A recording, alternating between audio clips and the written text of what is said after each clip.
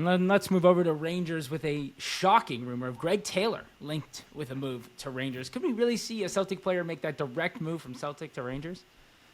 It would come as a big surprise. There's no getting away from that. Obviously, it does seem like his days at Celtic are numbered, with Celtic having already agreed a deal for Kieran Tierney to rejoin the club next season, and he will undoubtedly be the first choice left back in Brendan Rodgers' plans. He's a good player, Taylor. He's a bit underrated for me. He gets a bit of flack from Celtic fans, but he's always done a good job for them. And as I said, he's got great experience, still only 27 years old, so as a free agent this summer, I think there'll be a number of clubs looking at him. Croatian side Dinamo Zagreb tried to sign him in the January transfer window, but just couldn't get that deal over the line. They still remain keen on signing the Scotland international on a free this summer and offering a lucrative package to get that deal done. There's also interest from some US MLS clubs who are looking at Taylor as well as a good signing as a free agent. So yeah, I think a move to Rangers wouldn't go down too well with the Celtic faithful. So I think Taylor himself will probably look at other options before even considering making that switch across the old firm rivalry. And Rangers have an option to keep Oscar Cortez after his loan deal expires. You expect that to come to fruition? Difficult one this really, because Cortez obviously arrived with a lot of fanfare, a lot of expectations on him that he could be a standout player for Rangers. He's had two serious injuries during his time at Ibrox, so we just haven't seen enough of Oscar Cortez. But he's still young enough to rediscover that form that he has shown for Colombia at youth level. Again, still only 21, so there is more to come from him. Rangers quite rightly agreed a new loan deal with Lawns last summer after he did pick up that injury last year which ruled him out, but he's just made 15 appearances across all competitions over the last two seasons for Rangers, so if Rangers want to try and make that loan deal permanent, it would be a gamble.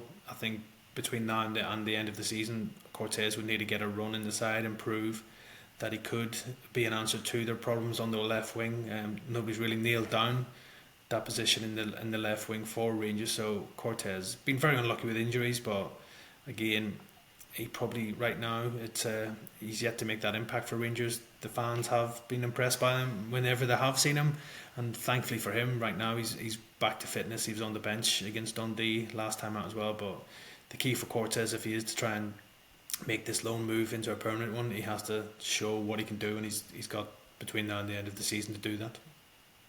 And lastly, with Celtic, the rumors are starting to pick up that Brendan Rodgers is attracting some interest from the Premier League next season. Will the board need to show him that they're going to back him in order for him to stay at Celtic and feel like he's getting what he needs from the club? Yeah, we know Brendan Rodgers is a very ambitious manager. He's managed some top clubs already and had success wherever he has been.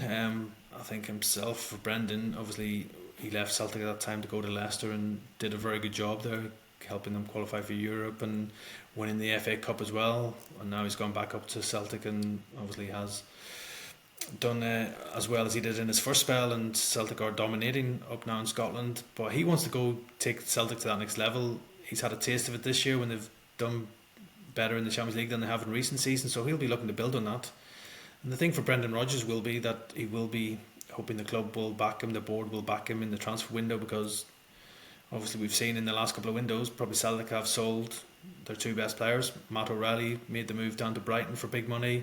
Then we had Kyogo leave in the January window to move to Rennes in France. So Brendan Rodgers obviously will be well aware that those were good deals for Celtic financially, but he'll be hoping that the club will obviously give him money to spend in the summer to try and build on the success they've had this season, especially in the Champions League. So I'm sure Brendan Rodgers' name might crop up with some jobs that do become available in the Premier League this summer, especially when we have the usual managerial merry-go-round. But it seems that Rodgers is content with life at Celtic right now, and Celtic are obviously happy with what Brendan Rodgers is doing, especially now they've had a bit of success in Europe in the Champions League, and obviously that helps with the funds as well when you're playing in the Champions League and the latter stages of it as well. So yeah, I think to keep everybody happy, I think Brendan Rodgers will be demanding that he's back in the transfer window to strengthen the squad and to consolidate their place at the top of Scottish football.